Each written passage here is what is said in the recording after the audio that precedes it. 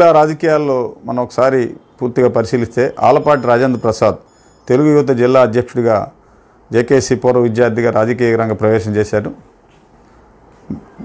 1994 ముందు అంటే 94 బ్యాచ్ ఈ జిల్లాలో 94 బ్యాచ్లో ధూళిపాల నరేంద్ర, ఆలపాటి రాజేంద్ర ప్రసాద్, ఎరపతినేని శ్రీనివాసరావు, వీరపనేని ఎల్లమందరావు, ముమ్మనేని వెంకట సుబ్బయ్య ఈ బ్యాచ్ అంతా 94లో శాసనసభగా చట్టసభలో వెళ్ళారు. ఈ బ్యాచీలో రకరకాల కారణాలతో ఇప్పటికే ముమ్మనేని వెంకట సుబ్బయ్య, వీరపనేని ఎల్లమందరావులు తెరమరుగయ్యారు. ఎరపతినేని, ఆలపాటి, ధూళిపాల నరేంద్రలే ఇప్పుడు కొనసాగుతూ ఉన్నారు. వీళ్ళలో ఇప్పుడు ఆలపాటి రాజేంద్ర ప్రసాద్ క్లిష్ట పరిస్థితులు వచ్చినాయి. ఏంటంటే ప్రధానంగా తెనాలి జనసేన పొత్తులో తెనాలి సీటు జనసేనకు గన కేటాయిస్తే రాజకీయ జీవితం ప్రశ్నార్థకమైంది. అంటే అసలు మామూలుగా ఆలపాటి రాజేంద్ర ప్రసాద్ కుటుంబం ఎటువంటి రాజకీయ నేపథ్యం లేకపోయినా రాజకీయాలు ఎలా వచ్చారనేది కూడా మనం ఒకసారి తెలుసుకుందాం. ద్రోణంరావు సత్యనారాయణ కాంగ్రెస్ నేతగా ఉన్నప్పుడు ఎన్టీ రామారావు మీద హైకోర్టులో, ఉమ్మడి హైకోర్టులో రామారావు తప్పులు చేశాడు, 100 తప్పులు చేశాడని హైకోర్టులో కేసు వేస్తే దానిని గుంటూరు సమీపంలో తెక్కలపాడు చెందినటువంటి మొవ్వా చంద్రశేఖరరావు హైకోర్టు సీనియర్ లాయర్గా ఉండి ఆ కేసును వాదించాడు. ఆ సమయంలో మొవ్వా చంద్రశేఖరరావు ఆఫీసులో ఆలపాటి రాజేంద్ర ప్రసాద్ జూనియర్ అడ్వకేట్గా ప్రాక్టీస్ చేస్తూ ఉన్నారు. ఆ కేసు వాదించిన వాళ్ళు రాజేంద్ర ప్రసాద్ ఒకళ్ళు. దానిని దృష్టిలో పెట్టుకొని ఆ తర్వాత ఆయన ఫుల్ టైం పొలిటీషియన్గా హైకోర్టు నుంచి గుంటూరు జిల్లాకు వచ్చి ఇక్కడ రాజకీయాల్లో కొనసాగుతూ ఉన్న దశలో మాకినేని పెదరత్తయ్య, ఎంఎస్ఎస్ కోటేశ్వరరావు తెలుగుదేశం పార్టీ జిల్లా అధ్యక్షులుగా ఉన్న సమయంలో తెలుగు యువత పగ్గాలు ఆయనకు అప్పగించారు. అట్లా తెలుగు యువత అధ్యక్షుడిగా కొనసాగుతున్న సమయంలో వేమూరు నియోజకవర్గం 1983లో నాదెండ్ల భాస్కరరావుకి ఇచ్చారు. ఆయన గెలిచి ముఖ్యమంత్రి అయిన తర్వాత ఎన్టీ రామారావు వెన్నుపోటు పడిచి తెరమరుగైన తర్వాత డాక్టర్ కొడాలి వీరయ్య చౌదరికి అక్కడ వేమూరు సీట్ ఇచ్చారు 85లో. ఆయన గెలిచిన తర్వాత 89లో అనూహ్యంగా ఎడ్లపాటి వెంకట్రావు కాంగ్రెస్ నుంచి తెలుగుదేశంలో చేరారు. ఆయనకి అకామిడేట్ చేయడం కోసం కొడాలి వీరయ్య చౌదరిని పక్కన పెట్టి ఎడ్లపాటి వెంకట్రావు 89లో అక్కడ కాంగ్రెస్ అభ్యర్థిగా, తెలుగుదేశం అభ్యర్థిగా పోటీ చేసి ఆలపాటి ధర్మారావు మీద ఓడిపోయాడు. 94 ఎన్నికలు వచ్చేసరికి యువతను ప్రోత్సహించాలి అనే ఎజెండా ఎన్టీ రామారావు తెర మీద తీసుకొచ్చిన తర్వాత అప్పుడు ఆలపాటి రాజేంద్ర ప్రసాద్ తెర మీదకి వచ్చాడు. ఇట్లా ఎన్టీఆర్ కేసు వాదించాడు. మొవ్వా చంద్రశేఖరరావు ప్యానెల్లో లాయర్గా ఉన్నారనే ఉద్దేశంతో యువకుడు అని ఆయన్ని తెర మీద తీసుకొచ్చాడు. అనూహ్యంగా ఆయన 94, 99లో ఎమ్మెల్యేగా ఎన్నికయ్యాడు. 99 ఎన్నికైన తర్వాత ఉమ్మడి రాష్ట్రంలో చంద్రబాబు క్యాబినెట్లో సాంకేతిక విద్యాశాఖ మంత్రిగా ఫస్ట్ హాఫ్లో పనిచేశాడు. 99 నుంచి 2.5 ఏళ్ల వరకు మంత్రిగా కొనసాగారు. అలా కొనసాగుతున్న దశలో 2004లో ఆయన ఓడిపోయిన తర్వాత 2009లో వేమూరు ఎస్సీ నియోజకవర్గాన్ని కేటాయించారు. దాంతో ఆలపాటి రాజా క్వశ్చన్ మార్క్ అయింది. రాజాకి ఎక్కడ అకామిడేట్ చేయాలంటే అప్పట్లో చంద్రబాబు నాయుడు రాజాకి చాలా ప్రాధాన్యత ఇచ్చి రాజకీయ నేపథ్యం ఉన్నటువంటి గోగినేని ఉమాను కూడా పక్కన పెట్టి, అంటే ఆలపాటి వెంకటరామయ్య కుమార్తె దొడ్డపనేని ఇందిర కుమార్తె గోగినేని ఉమ, అంటే 50 ఏళ్ళు 3 తరాల రాజకీయ జీవితంగా ఉన్నటువంటి ఆ కుటుంబాన్ని కూడా పక్కన పెట్టి ఆలపాటి రాజాని తీసుకొచ్చి తెనాల్లో పెట్టారు. రాజా అక్కడ తెనాల్లో 2009లో ఓడిపోయాడు, 14లో గెలిచాడు, 19లో ఓడిపోయాడు. అదే సమయంలో రాజాని వేమూరు నుంచి తెనాలు తీసుకెళ్లకుండా అదే సమయంలో గుంటూరు పశ్చిమలో తీసుకొచ్చి పెట్టుంటే ఫుల్ టైం ఆయన ఇప్పటివరకు ఇక్కడే కొనసాగేవాడు. మధ్యలో ఈ గ్యాప్, విశ్రాంతి ముందు, విశ్రాంతి వెనక తర్వాత అనేటువంటి క్వశ్చన్ మార్క్ ఉండేది కాదు.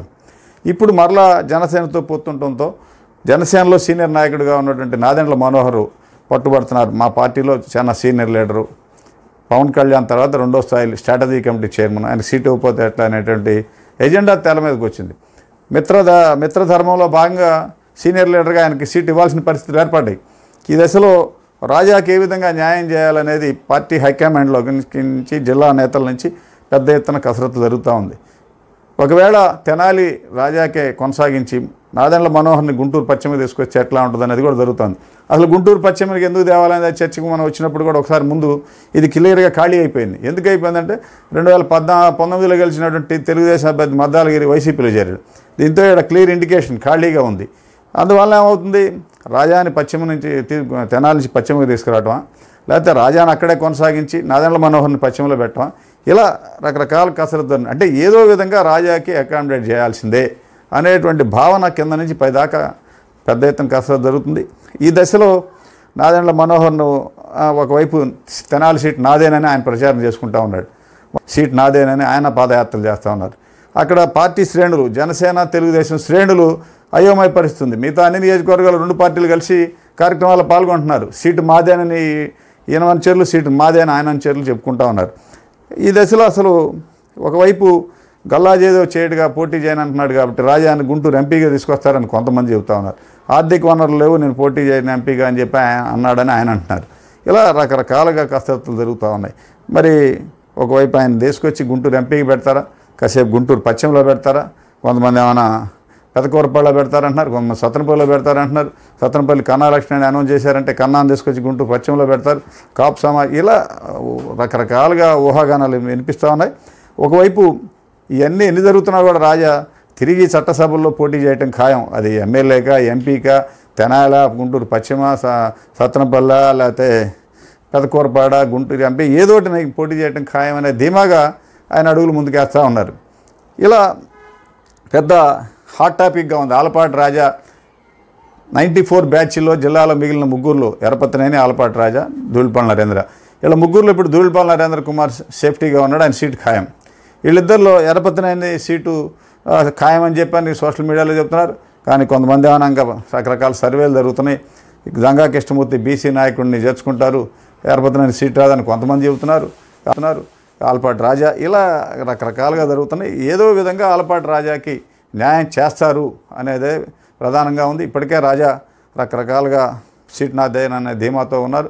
సరే, సీటు వచ్చినా రాపోయినా 6 సార్లు నాకు పార్టీ అవకాశం కల్పించింది కాబట్టి పార్టీ నిర్ణయాన్ని నేను శిరసావిస్తాను. చిన్న వయసులో నాకు మంత్రి ఇచ్చారు, తెలుగు యువత జిల్లా అధ్యక్ష పదవి వచ్చింది, ఉమ్మడి రాష్ట్రంలోని మంత్రిగా చేశాను, సీనియర్ నేత ఆలపాటి ధర్మారావు మీద 2 సార్లు గెలిచాను నేను, ఆంధ్ర ప్యారిస్ తెనాల్లో నాకు శాసనసభగా కొనసాగే అవకాశం వచ్చింది.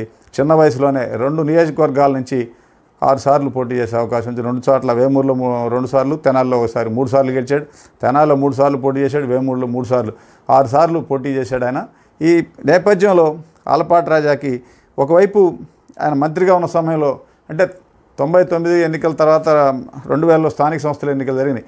అప్పట్లో ఈ తెలుగు యువతలో ఆయన ఒక వెలుగెలిగే నేతగా ఉమ్మడి రాష్ట్రంలో సాంకేతిక విద్యా మంత్రిగా ఉన్నప్పుడు గుంటూరు నగరపాలక సంస్థ ఎన్నికల్ని ఒంటి చేత్తో నడిపాడు ఆయన. చుక్కా యేసురత్నాన్ని మేయర్గా అభ్యర్థిగా బరిలో విదింపి తెనాల్లో కూడా మున్సిపల్ చైర్మన్ సునాయాసంగా గెలుపొందారు.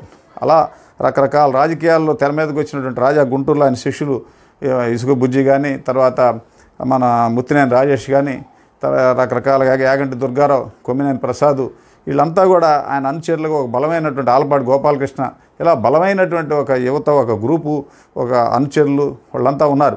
వాళ్ళందరి ద్వారా రేపు పొద్దున తిరిగి పశ్చిమలో పోటీ చేస్తాం. ఒకవైపు పశ్చిమకి వైసీపీ వాళ్ళు మంత్రి రజనీని తీసుకొచ్చి పెట్టారు, చెల్లూరుపేట నుంచి ఇక్కడికి తీసుకొచ్చి. ఆమె మంత్రిగా ఉండటం వల్ల ఆర్థిక వనరులు పుష్కలంగా ఉన్నాయి అని, మంత్రి అన్ని వనరులు ఉన్నామని మంత్రిని ఢీకొనాలంటే రాజానే సూటబుల్ అభ్యర్థి అని కొంతమంది, ఇలా రకరకాలుగా జరుగుతూ ఉంది.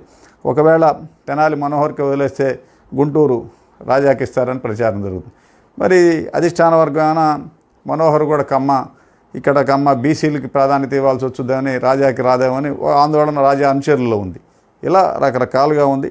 94 బ్యాచ్కి చెందినటువంటి రాజాకి ఏదో విధంగా అధిష్టాన వర్గం సముచిత ప్రాధాన్యత ఇస్తుంది అనే భావన వాళ్ళ అనుచరుల్లో, వాళ్ళ శిష్యగణంలో ఉంది.